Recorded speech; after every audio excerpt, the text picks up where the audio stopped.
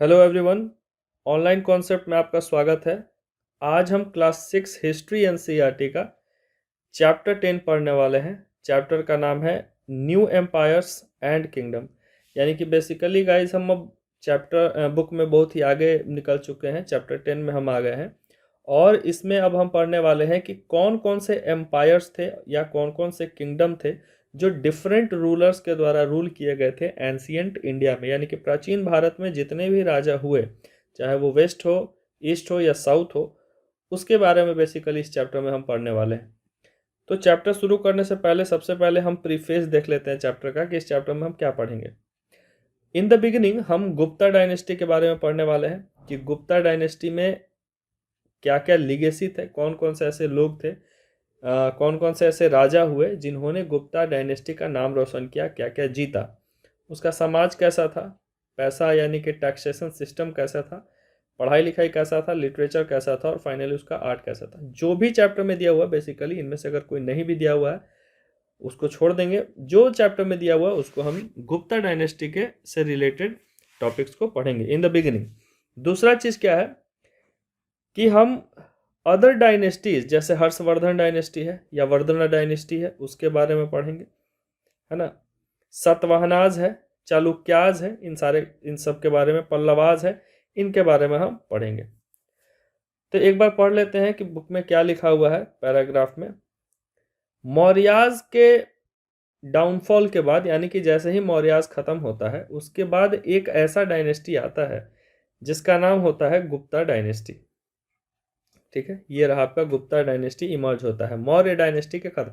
Maurya dynasty तक हम लोगों ने पढ़ लिया था कि अशोका जो है वो मौर्य डायनेस्टी से बिलोंग करता था और अशोका ने हथियार नीचे फेंक दिया, तलवार नीचे फेंक दिया। कब? कलिंग वार के बाद।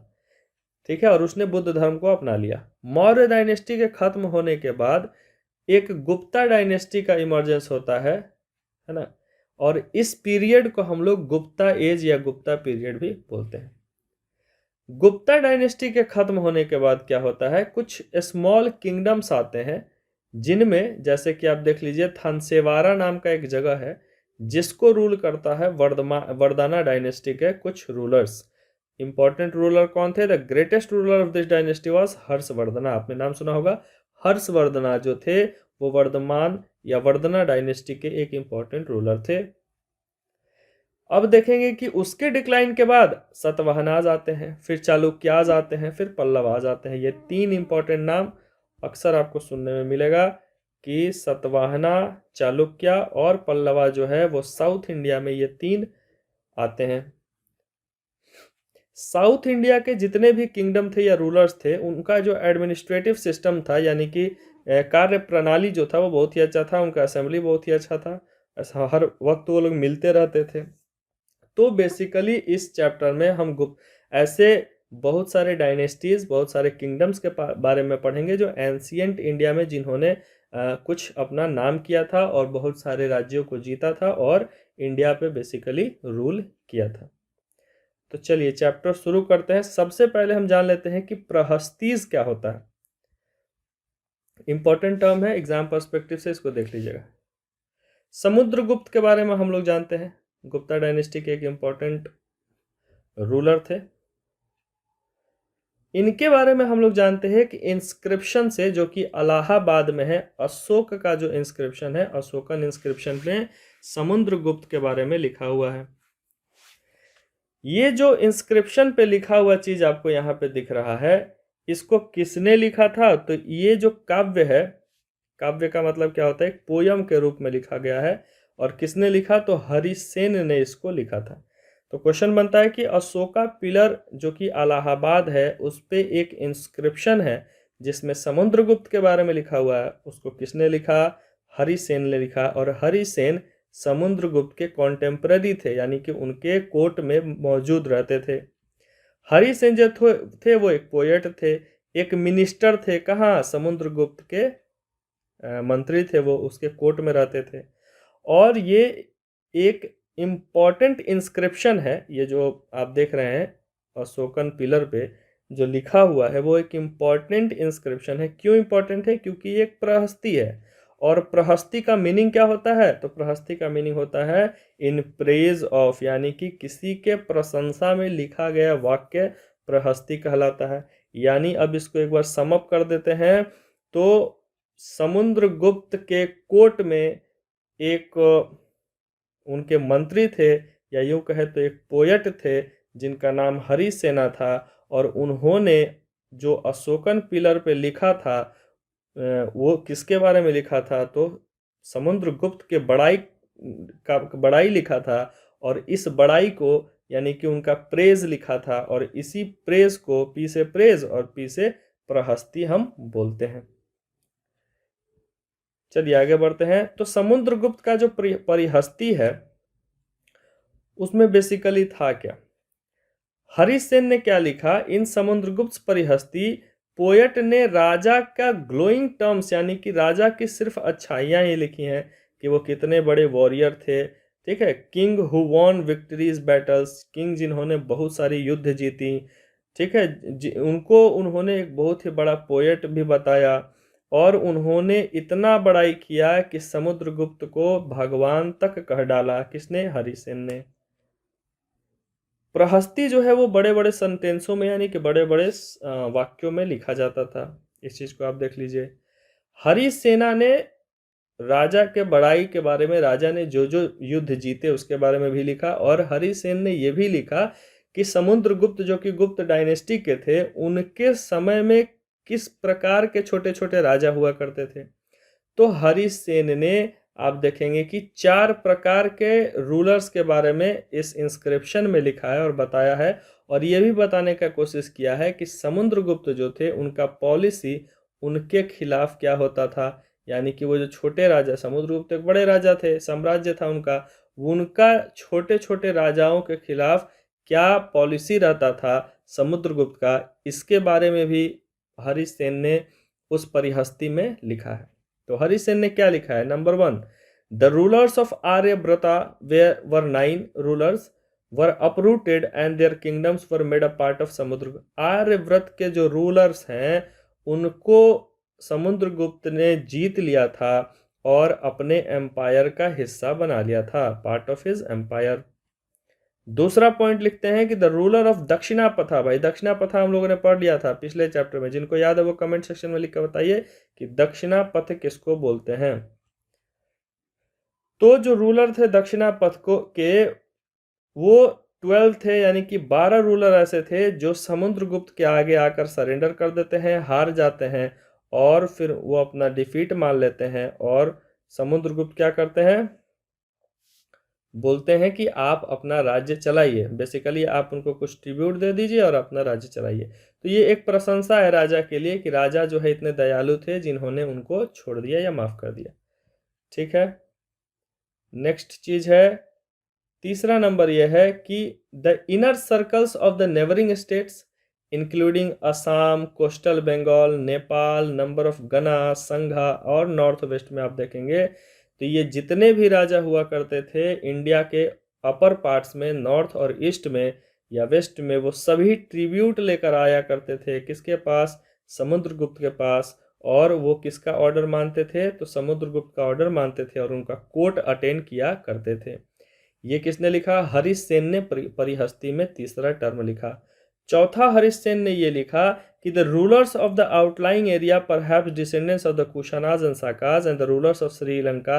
समुद्रगुप्त ने ये तक लिख दिया है कि कुशानाज और साकाज जो थे वहां तक, और जो रूलर थे श्रीलंका तक, वो सभी लोग जो थे अपनी बेटी का शादी समुद्रगुप्त से करने का प्रपोजल देते थे। बेसिकली यहाँ ये मतलब है कि उन लोगों ने समुद्रगुप्त के खिलाफ अपना हार स्वीकार कर लिया था। उन्होंने कहा कि हम आपसे नहीं जीत सकते हैं युद्ध में, इसलिए आप हमसे रिश्ता बना लीजिए, हमारी बेटी से शादी कर लीजिए, है ना, इस प्रकार का। तो इन्होंने बेसिकली समुद्रगुप्त का बड़ाई ही लिखा है इस इंस्क्रिप्शन में, जिसको परिहस्त कहा जाता है।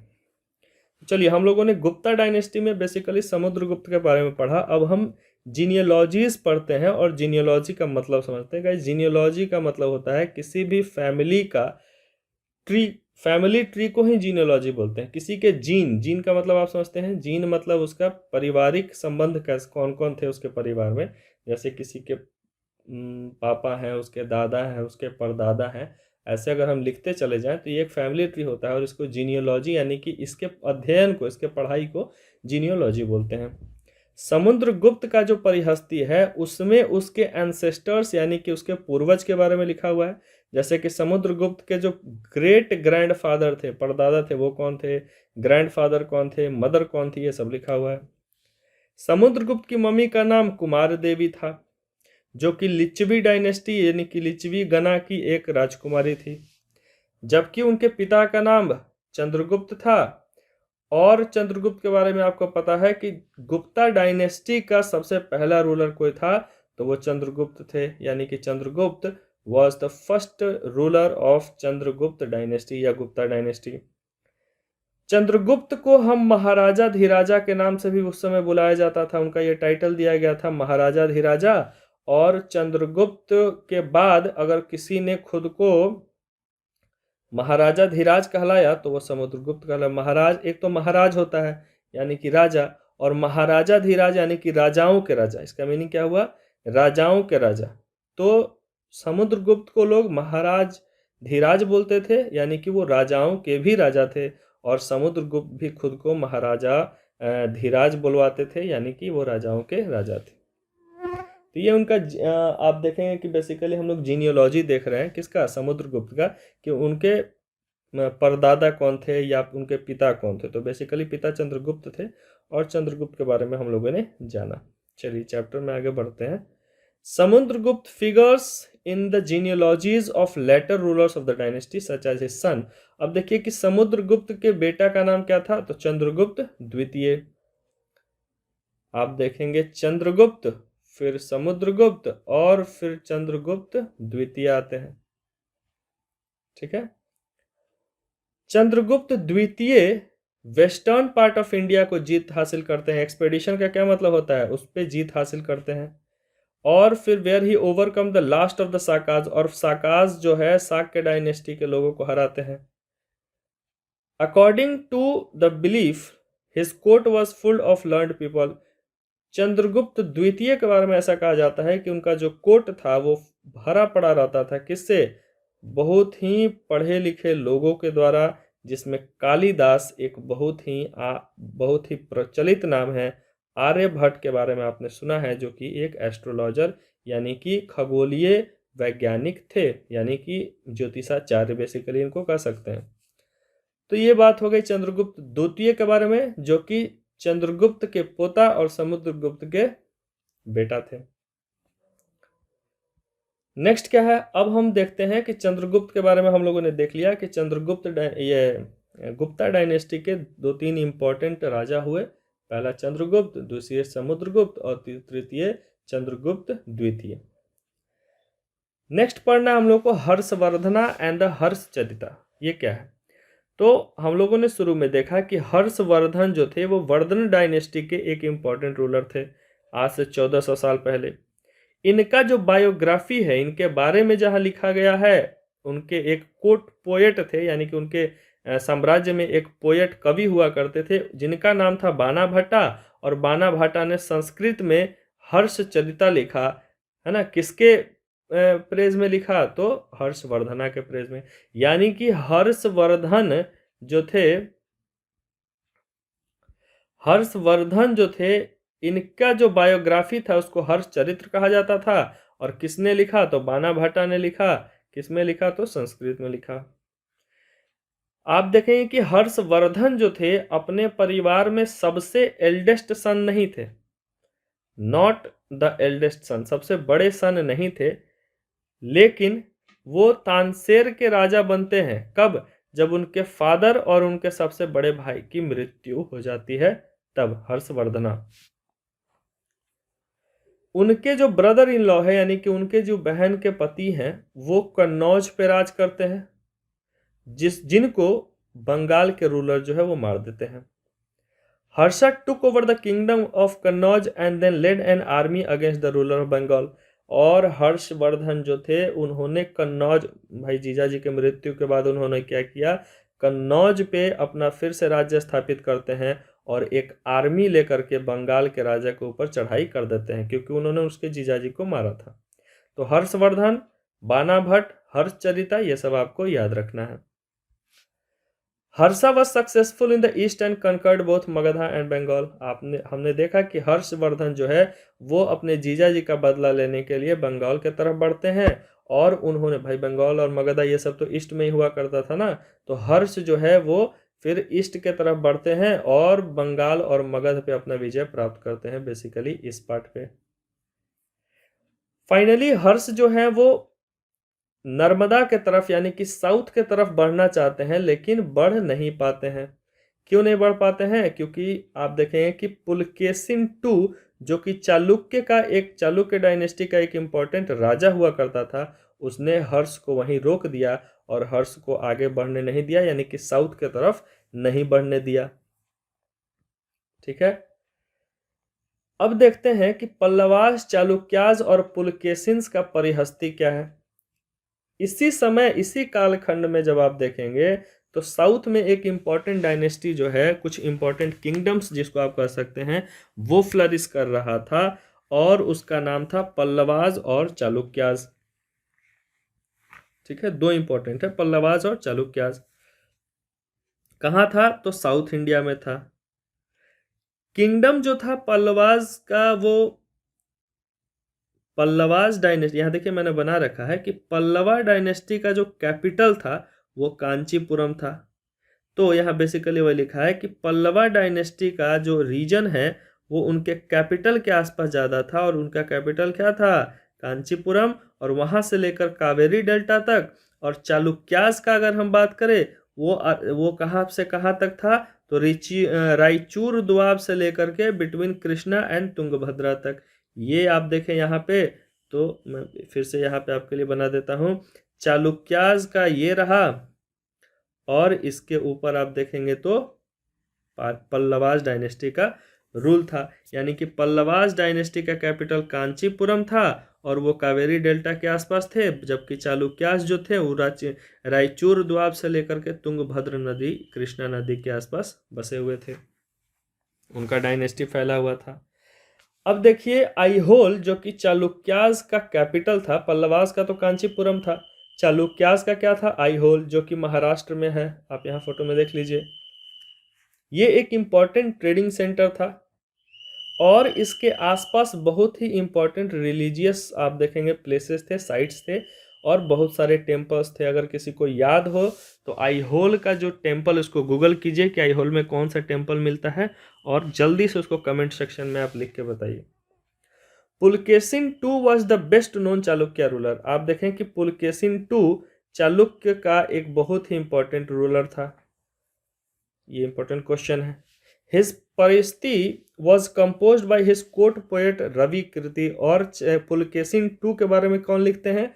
तो रवि कीर्ति ने लिखा, उनका परिहस्ती बनाया, और परिहस्ती हम लोगों ने पढ़ लिया कि क्या होता था। Which talks about his ancestor. और रवि कीर्ति लिखते हैं कि उनके एंसेस्टर कैसे थे? किसके? पुलकेशिन टू के। Who was traced back through the 4 generation from father to son. और 4 जो पीढ़ियां हैं उसके बारे में रवि कीर्ति ने लिखा है। रवि कीर्ति ये लिखते हैं कि he had led expeditions along both the west and east coast. ये जो है वेस्ट और ईस्ट कोस्ट, जो साउथ में आप देखेंगे इंडिया कुछ इस प्रकार है ना, तो ईस्ट और वेस्ट कोस्ट दोनों के तरफ ये जीत हासिल करते हैं। कौन? पुलकेशिन टू। और हर्षा के, यानी कि हर्षवर्धन जिसके बारे में हम लोगों ने पढ़ा, उसको हराने में किसी का हाथ है, तो वो पुलकेशिन टू का है।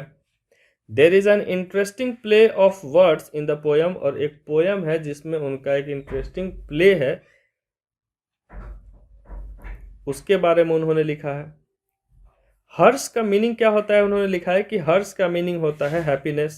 The poet says that after his defeat, और ऐसा कहा जाता है कि जब पुलकेशिन टू ने हर्ष को रोक दिया, पुलकेशिन टू से हारने के बाद हर्ष के बारे में रवि कीर्ति लिखते हैं कि हर्ष का मतलब तो खुशी होता है, लेकिन पुलकेशिन टू से हारने के बाद हर्ष वॉज नो लॉन्गर हर्षा, यानी कि हर्ष जो है अब खुश नहीं थे। ठीक है, नेक्स्ट देखते हैं कि how were these kingdoms administered, यानी कि अब ये जो किंगडम्स थे साउथ में, या इन राजाओं के जो आपने हम लोगों ने वेस्ट नॉर्थ और वेस्ट में देखा, या फिर साउथ में तीन दो दो चालुक्यास देखा और पल्लवास देखा, तो इनका जो किंगडम था उसको एडमिनिस्ट्रेशन कैसे होता था, उसको कैसे संभाला जाता था। लैंड रेवेन्यू जो था वो एक इंपॉर्टेंट टर्म था, लोगों से लैंड रेवेन्यू लिया जाता था, है ना। But new developments were also introduce, और उसके लिए न्यू डेवलपमेंट होता था। राजा जो है लोगों का दिल जीतने के लिए बहुत सारे कार्य करते थे, ठीक है। Kings adopted number of steps to win support of men who were powerful, बहुत सारे इंपॉर्टेंट लोगों से राजा जुड़े होते थे, चाहे वो इकोनॉमिकली हो या सोशली हो, जो लोग इंपॉर्टेंट थे उससे राजा जुड़े होते थे। और इससे राजा जो है अपना मिलिट्री और पॉलिटिकल स्ट्रेंथ को बढ़ाते थे। जैसे कि आपको एक एग्जांपल के रूप में देखते हैं, सम इंपॉर्टेंट एडमिनिस्ट्रेटिव पोस्ट्स वर हेरिडेटरी, राजा इसके लिए क्या करते थे, कुछ इंपॉर्टेंट पोस्ट जो था उसको हेरिडेटरी बना देते थे कि हाँ भाई ये इसी के खानदान के लोग बनेंगे। उससे क्या होगा, राजा उनका उनसे जुड़ा हुआ रहेगा और राजा को भी सपोर्ट मिलता रहेगा।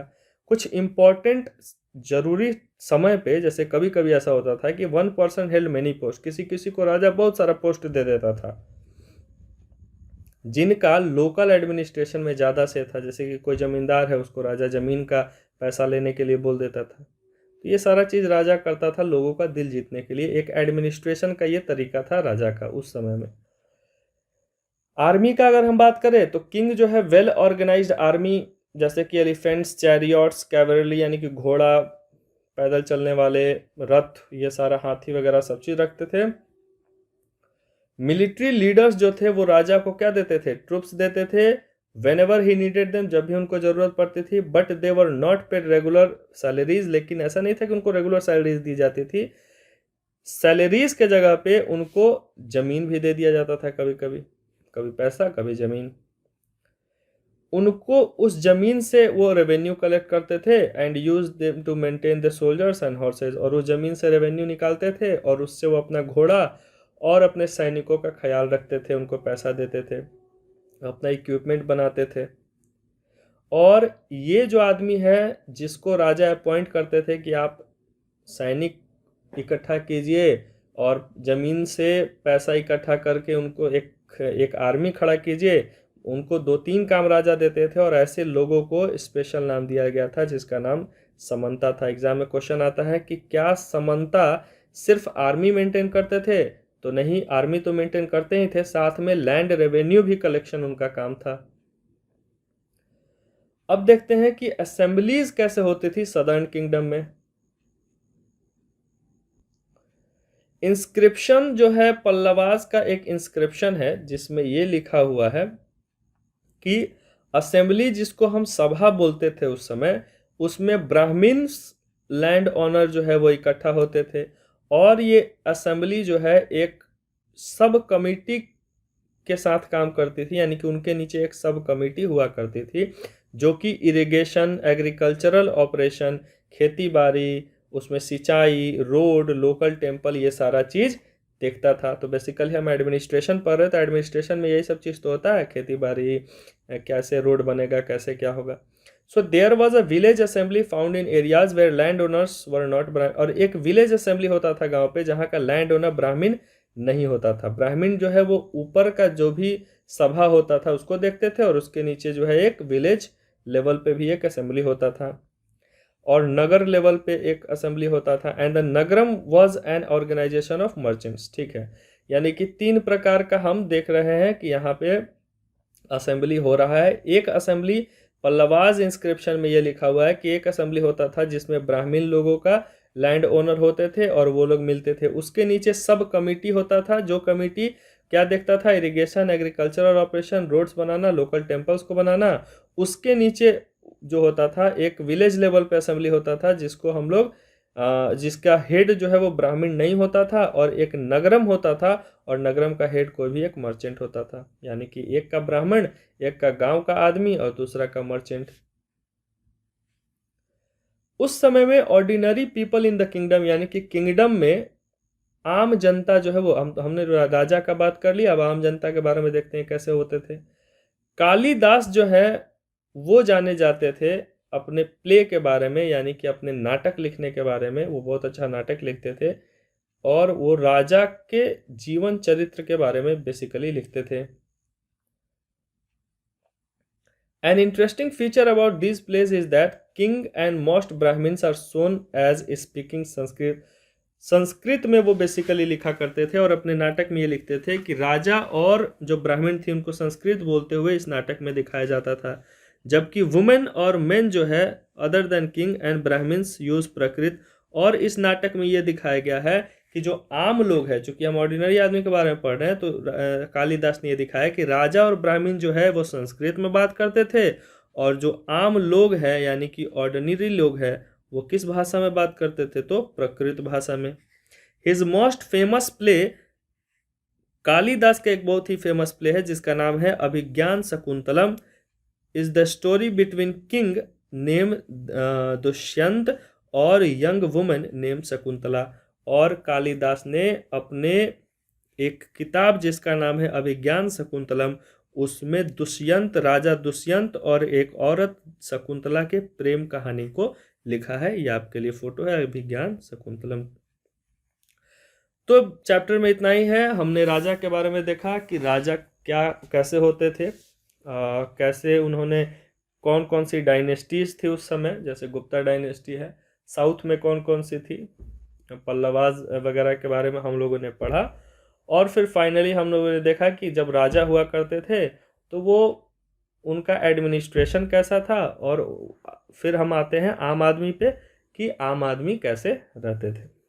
तो इस चैप्टर में इतना ही। आप रिवीजन करते रहिए, चैप्टर को बार बार देखिए, इंपॉर्टेंट जो टर्म्स है उसको अंडरलाइन करके नोट डाउन कर लीजिए और बार बार उसका रिवीजन कीजिए। Thank you very much. जो बच्चे इस चैनल पे न्यू है वो चैनल को सब्सक्राइब करके बेल आइकन को दबा दीजिए। Thank you.